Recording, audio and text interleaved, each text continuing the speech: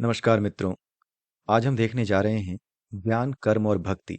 इन तीनों का क्या वर्तमान समय में कोई महत्व है? क्या ये तीनों केवल एक फिलोसॉफिकल सिद्धांत हैं या इनका कोई व्यावहारिक महत्व भी है? तो आइए देखते हैं कि क्या है इनका व्यावहारिक महत्व। ज्ञान, कर्म और भक्ति का सांसारिक कार्यों में महत्व।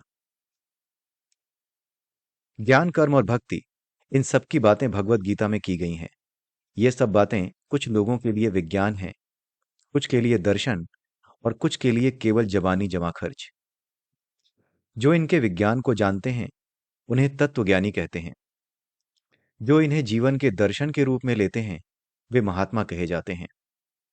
और जिनमें न उत्सुकता है और न ही अज्ञात की गहराइयों में छलांग लगाने का साहस, वे इसे एक जबानी जमा खर्च से अधिक कुछ नहीं समझते। गूढ़ विषयों को समझने के लिए गूढ़ भाषा और उसके व्याकरण का अभ्यास आवश्यक है। जिन्हें जीवन में सरलता बिना किसी परिश्रम के चाहिए, वह कभी गूढ़ अर्थों की तरफ नहीं जाते। वे उन कठिन से कठिन समस्याओं के हल निकाल सकते हैं जो उनके जीवन को धन और यश के माध्यम से सरल बनाने में सहयोगी हों, लेकिन जीवन के सार तत्व को समझने के लिए परिश्रम करना उनके लिए सर्वथा व्यर्थ कार्य है। और ऐसा करने वाले निपट मूर्ख। उन्हें ऐसा लगता है कि जो इस तरफ जाते हैं या जो इस तरह की बातें करते हैं या जो इन विचारों को समझने का प्रयास कर रहे हैं, वे मूर्ख हैं। वर्तमान युग में इसकी प्रासंगिकता समझना आवश्यक है कि आखिर ये काम कहाँ आ सकते हैं। क्या कहीं भी व्यावहारिक जीवन में इनका इस्तेमाल हो रहा है? तो इसका उत्तर है हाँ। जो भी संसार में जन कल्याण के लिए कदम उठाए जाते हैं, वहां इन तीनों सिद्धांतों का बखूबी इस्तेमाल हो रहा है। आइए इसे एक बड़े ही साधारण उदाहरण के माध्यम से समझने का प्रयास करते हैं। भारत के संविधान में एक अनुच्छेद है, अनुच्छेद 38, जो राज्य के नीति निदेशक तत्वों में आता है।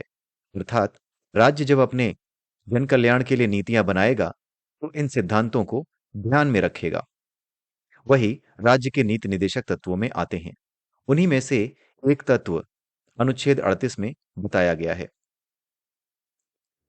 इस अनुच्छेद के अनुसार राज्य लोगों के बीच असमानता कम करने का प्रयास करेगा। और यह असमानता कैसी हो सकती है? यह असमानता सामाजिक स्तर पे भी हो सकती है, आर्थिक स्तर पे भी हो सकती है और राजनैतिक स्तर पे भी हो सकती है। देखने में तो यह सिद्धांत दार्शनिक और अच्छे विचारों का जबानी जमा खर्च अधिक लगता है, जैसे कि एक लोक लुभावन वादा। लेकिन इसका क्रियान्वयन धरातल पर होता है। कैसे? जैसे आर्थिक विषमता को कम करने के लिए कम कमाने वाले से कम और ज्यादा कमाने वाले से ज्यादा टैक्स लेना इसी अनुच्छेद का क्रियान्वयन है। अर्थात जो टैक्स स्लैब आप देखते हैं वो सब इसी अनुच्छेद 38 के व्यावहारिक क्रियान्वयन का नतीजा है। राजनैतिक और सामाजिक असमानता दूर करने के लिए सरकारें केवल उपदेश देकर काम नहीं चलाती, वो उसके लिए धरातल पर आरक्षण के माध्यम से इसकी व्यवस्था भी करती हैं। आपने यह उदाहरण देखा। इस उदाहरण में सबसे पहले है एक विचार। क्या विचार है वो? वो ये विचार है कि हमें असमानता को समाप्त करना है। इस विचार का प्रयोगात्मक क्रियान्वयन तभी हो सकता है जब एक जननायक या नेता वो इस विचार में अगाध श्रद्धा रखता हो, सामाजिक न्याय के विचार के प्रति उसमें समर्पण हो।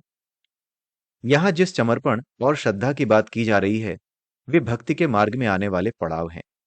ये भक्ति के कंपोनेंट हैं। श्रद्धा और समर्पण किसी भी चीज के प्रति हो सकता है। जब श्रद्धा और समर्पण ईश्वर के प्रति हो तो वो सर्वोच्च भक्ति है।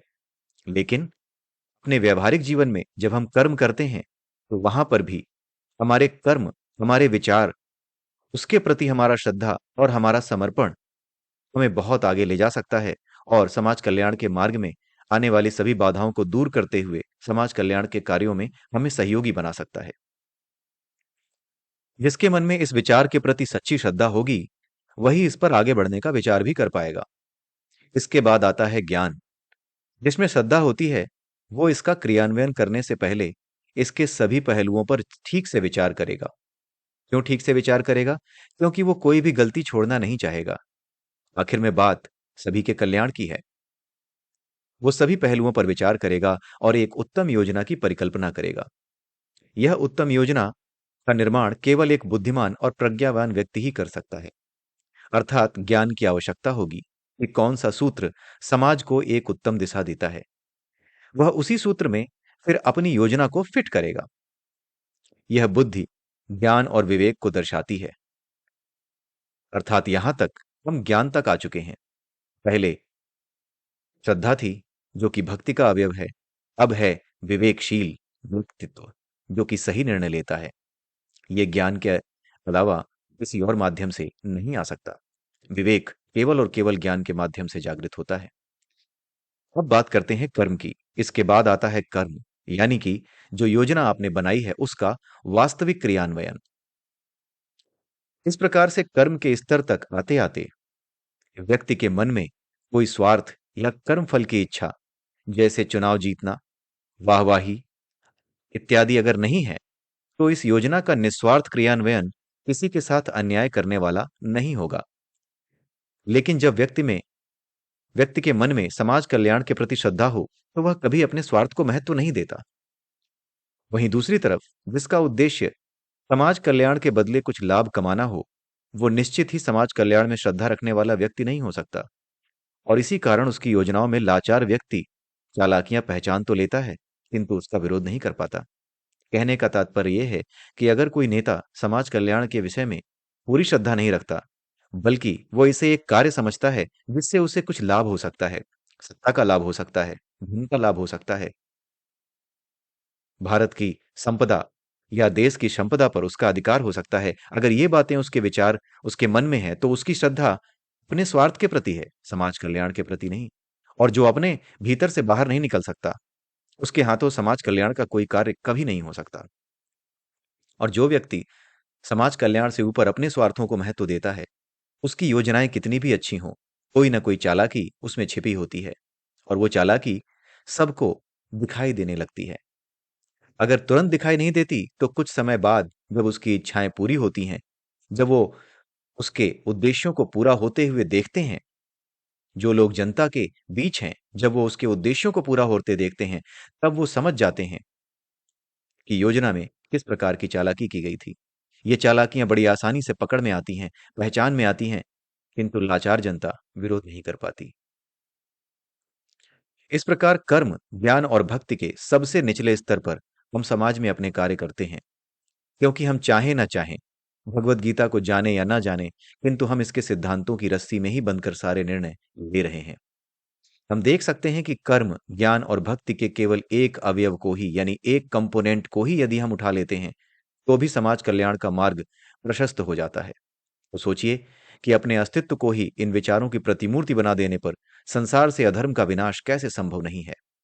और यह विचार इतने सशक्त हैं कि एक अकेला व्यक्ति ही संपूर्ण अधर्मी सेना पर भारी पड़ जाता है, क्योंकि संसार उसके पीछे चल पड़ता है। ऐसे हर व्यक्ति के पीछे संसार चल पड़ता है। वो एक सामूहिक चेतना का निर्माण कर लेता है और अवतार कहलाने लगता है। इसी के साथ ये वीडियो मैं यहीं समाप्त करता हूं। उम्मीद करता हूं कि आप सबको समझ में आया होगा कि क्या एक व्यावहारिक क्रियान्वयन कर्म, ज्ञान और भक्ति का होता है। अगले वीडियो में फिर मिलते हैं। तब तक के लिए जय श्री राम, जय श्री कृष्णा, जय श्री राधे, ओम नमः शिवाय।